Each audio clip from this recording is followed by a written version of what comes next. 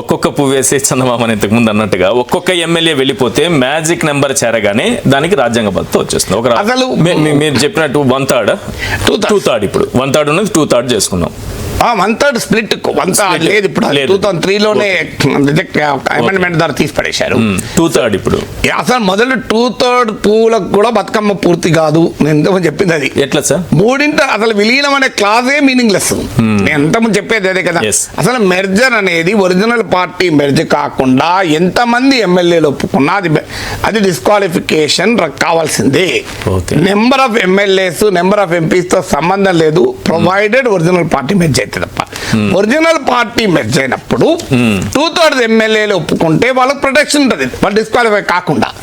కానీ అసలు original party merger కాకముందు ఇది వర్తించింది. ఇప్పుడు అదే రాజ్యాంగ విరుద్ధం అంటే ఇక అంతకన్నా రాజ్యాంగం అతనికన్నా గరుడు ఆచండ మల్లన్న అన్నట్లు ఒక్కొక్క పువ్వేది చెందమాట ఒక్కొక్క ఎమ్మెల్యే పోతాడు.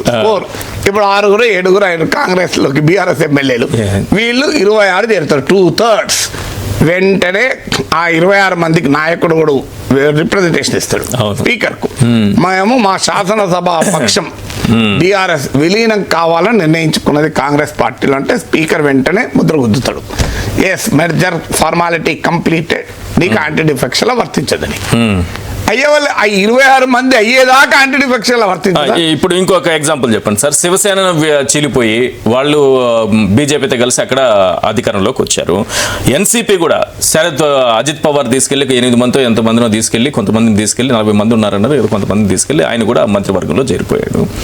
ఇది ఎట్లా పార్టీ అధ్యక్షులు వేరు కదా, అది కూడా అన్యాయమే.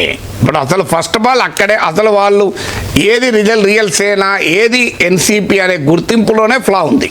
ఇప్పుడు ప్రజలు ఏం నిర్ణయించారు, ప్రజలు ఉద్ధవ్ థాకరే శివసేన నిజమైన శివసేన అని, శరద్ పవార్ది నిజమైన ఎన్సీపీ అన్నారు కదా. అసలు అది స్ప్లిట్ కూడా అవకాశమే లేదు. There no concept of split in the anti defection law. అది 2003 అమెండ్మెంట్ తోనే క్లోజ్ అయింది. ఇక అది కూడా ఇది 2/3 వాళ్ళు చేరిపోయారు కదా, మేము మెర్జ్ అయిపోయినామంటున్నారు. సో అక్కడ ఇంకో ఇంట్రెస్టింగ్ మెర్జ్ ఎట్లా అవుతారు ఆడ. ఇప్పుడు మహారాష్ట్ర శివసేన ఏక్నాథ్ షిందే వర్గం రియల్ శివసేన అని తీర్పు చెప్పారు. అది బీజేపీలో మెర్జ్ కాలేదు. మరి వాళ్ళు కలిసి ప్రభుత్వాన్ని ఏర్పాటు చేసుకున్నారు. మరి ఎట్లా ఇప్పుడు యాంటీ డిఫెక్షన్ ఎక్కడ ఉన్నట్టు వీళ్ళకి వర్తించాలి, వాళ్ళకు ఎవరికో వర్తించాలి కదా. మీకు ఏక్నాథ్ షిందే వర్గము రియల్ శివసేన అయినప్పుడు ఒరిజినల్ రియల్ శివసేన కానీ ఉద్ధవ్ శివసేన ప్రభుత్వానికి ఏం కావాలి, వాళ్ళు పార్టీ డిస్క్వాలిఫై అవుతారా కాదా? That is the very biggest problem. ఇప్పుడు ఎన్సీబీలో కూడా అంతే, ఎవరికి వర్తించదు యాంటీ డిఫెక్షన్.